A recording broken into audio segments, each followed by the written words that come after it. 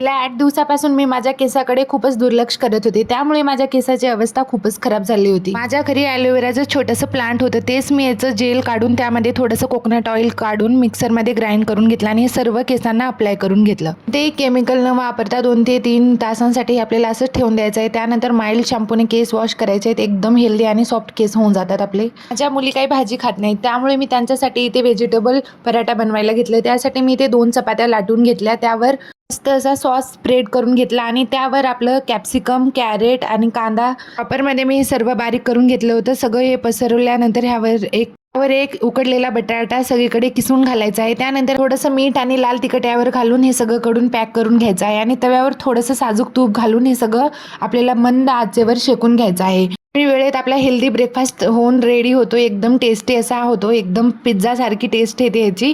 तुम्ही नक्की ट्राय करा। व्हिडिओ आवडल्यास चॅनलला प्लीज सबस्क्राईब करा। बाय।